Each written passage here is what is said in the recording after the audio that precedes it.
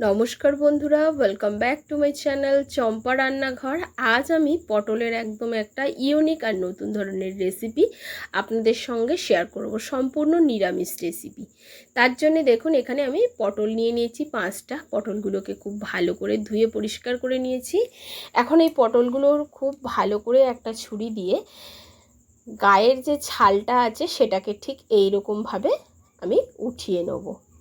দেখুন, খোসা ছাড়াতে হবে না, শুধু গায়ের ছালটাকে একটু চেঁচে নিলেই হয়ে যাবে। এখন এই পটলটাকে ঠিক কীভাবে কেটে রান্না করব সেটাই আমি আপনাদেরকে দেখিয়ে দিচ্ছি। এইরকমভাবে প্রথমে মুখটা কেটে নেওয়ার পরে এইরকমভাবে একটু মোটা মোটা করে গোল গোল চাকা চাকা করে পটলগুলোকে কেটে নিতে হবে। এইভাবে পটল একবার কেটে রান্না করে দেখবেন বন্ধুরা, যেমনই খেতে টেস্ট লাগে তেমনই দুর্দান্ত হয়। সমস্ত পটলগুলোকে আমি কেটে নিয়েছি, ভাত, রুটি, পরোটা সব কিছুর সঙ্গে অসাধারণ টেস্টি লাগবে।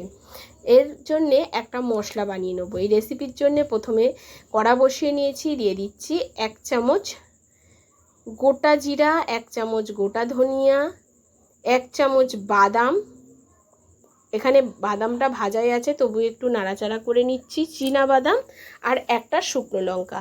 এই মশলাটাকে খুব ভালো করে নাড়াচাড়া করে ভাজতে হবে। এটা এমন একটা স্পেশাল মশলা বন্ধুরা, খেতে ভীষণই টেস্টি হয়। আর আপনারা জানেন চীনা বাদাম কিন্তু শরীরের পক্ষে খুবই উপকারী, চীনা বাদাম খেলে হাড় শক্ত হয়। এবার এই মশলাটা ভাজা হয়ে গেছে, তুলে নেব, সাইডে সরিয়ে রাখবো।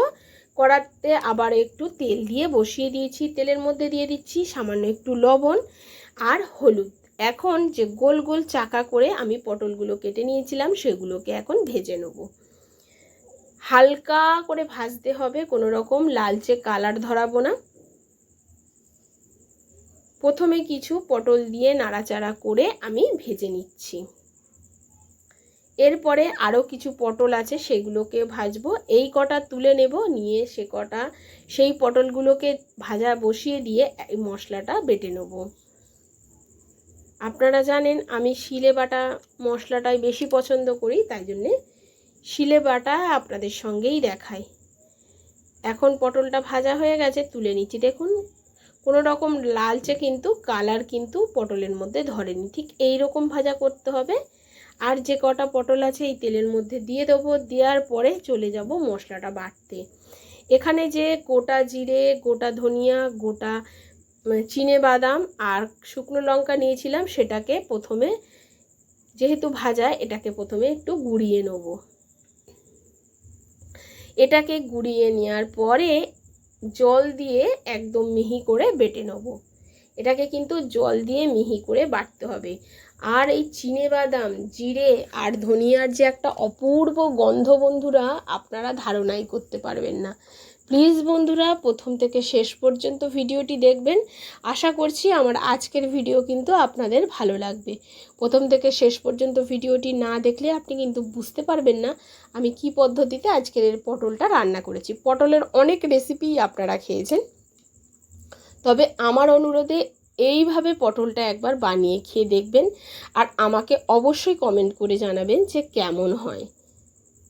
একটা পদেই আপনার বাজিমাত হয়ে যাবে, দুপুরের লাঞ্চেও খাওয়া হয়ে যাবে, আবার রাতের ডিনারেও চলে যাবে। দেখুন, মশলাটা কিন্তু বেটে নিয়ে আমার হয়ে গেছে, এবার এটাকে তুলে নেব। এইবার দেখুন, যে পরের যে বাদবাকি পটলগুলো ছিল সেগুলোও বেশ ভাজা হয়ে গেছে, এই পটলগুলোকেও তুলে নেব। তবে এই রান্নাটা করতে যে খুব বেশি তেলের প্রয়োজন হয়, একদমই খুব বেশি তেলের প্রয়োজন হবে না। আপনারা দেখুন, এখন কড়ার মধ্যে দিয়ে দেবো আবারও একটু সর্ষের তেল। তেলের মধ্যে প্রথমে আমি আলুগুলোকে ভেজে নেব। এখানে আমি পটলের সঙ্গে একটু আলু ব্যবহার করেছি, চৌকো চৌকো ছোটো গোট গোট করে কেটে নিয়েছি। তেলের মধ্যে আলুগুলোকে দিয়ে আলুর মধ্যে দিয়ে দেবো একটু লবণ। লবণ দিয়ে প্রথমে আলুগুলোকে হালকা লালচে করে ভাজবো। খুব বেশি যে কালার ধরাবো আলুর মধ্যে তা নয়।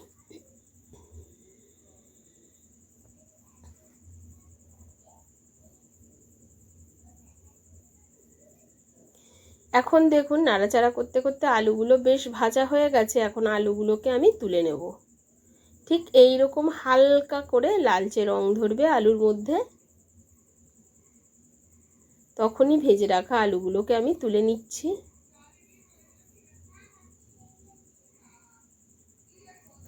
এবারে যে তেল আছে তেলের মধ্যে দিয়ে দিচ্ছি একটা দারচিনি ফোড়ন, দিয়ে দেব গোটা জিরে, তেজপাতা আর শুকনো লঙ্কা ফোড়নে। ফোড়নটাকে একটু নাড়াচাড়া করে ভেজে নেব। সুন্দর যখন ফোড়ন ভাজার একটা গন্ধ বেরোবে তখন এর মধ্যে দিয়ে দেব সামান্য একটু লবণ। লবণটা দেওয়ার কারণে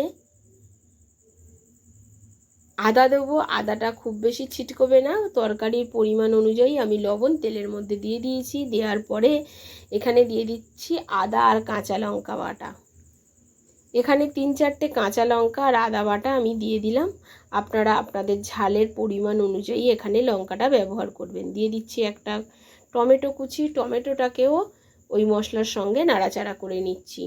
আদার কাঁচা গন্ধটা চলে যাওয়া পর্যন্ত একটু কষিয়ে নিলাম। আর এদিকে টমেটোটাও বেশ গলে গেছে। এখন দিয়ে দিচ্ছি তার মধ্যে পরিমাণ মতো হলুদ গুঁড়ো আর দিয়ে দিচ্ছি লঙ্কা গুঁড়ো। দিয়ে আবারও একটু মশলাটাকে নাড়াচাড়া করে নিচ্ছি। দেখুন এবারে বন্ধুরা এর মধ্যেই দিয়ে দেব আগে থেকে ভেজে রাখা আলু আর পটলটা। এই মশলাটা যতটা সুন্দরভাবে কষবেন তরকারির টেস্ট ততটাই দারুণ আসবে। আর দেখুন কত সুন্দর একটা কালার এসেছে। এবার ভেজে রাখা আলু আর পটলটা দিয়ে দিচ্ছি। আলু আর পটলটা দিয়ে দেওয়ার পরে বন্ধুরা খুব ভালো করে নাড়াচাড়া করে নিচ্ছি, একটু কষিয়ে নিচ্ছি।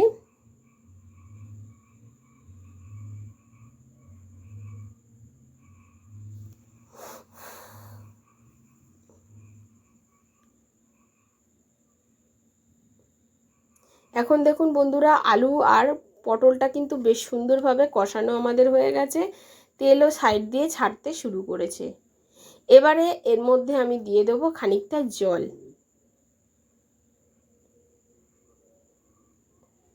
অল্প জল দিয়ে দিলাম। জল দিয়ে একটু নাড়াচাড়া করে এটাকে ঢাকা চাপা দিয়ে 5 মিনিট মতো হতে দেবো। এতে কি হবে, আলুটাও প্রপার সিদ্ধ হয়ে যাবে আর পটলও সিদ্ধ হয়ে যাবে।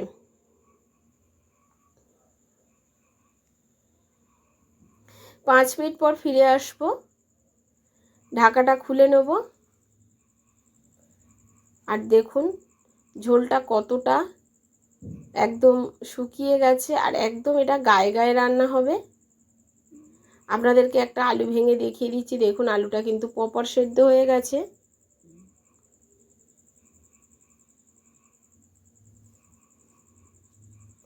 এবারে বন্ধুরা এর মধ্যে দিয়ে দেবো আগে থেকে বেটে রাখা বাদাম, জিরে, ধনিয়া আর শুকনো লঙ্কা। সেই বাটা মশলাটা দিয়ে দিলাম। দিয়ে এবার খুব ভালো করে এটাকে মিশিয়ে দিতে হবে। এবারে এটাকে মিডিয়াম ফ্লেমে 2 থেকে 3 মিনিট ফুটিয়ে নেব। যখন দেখবেন ফোটানোর পরে বেশ সাইড দিয়ে তেল ছাড়তে শুরু করেছে, যেহেতু বাদাম আছে বাদাম থেকেও একটা তেল বেরোবে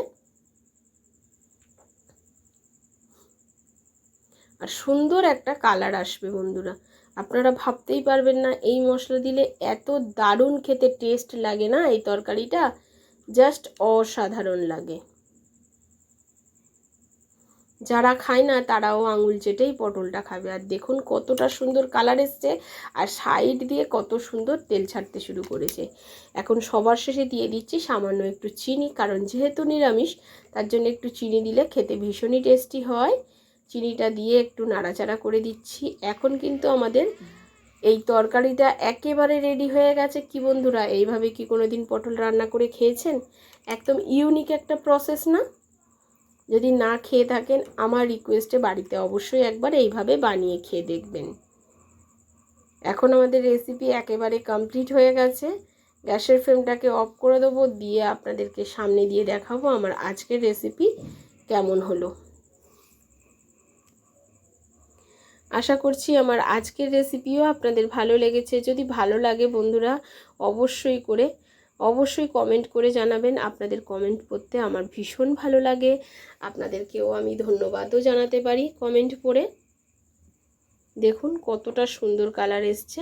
আজ এই পর্যন্ত, আবারও দেখা হবে অন্য কোনো নতুন রেসিপির সঙ্গে। নমস্কার, সুস্থ থাকবেন আর ভালো থাকবেন।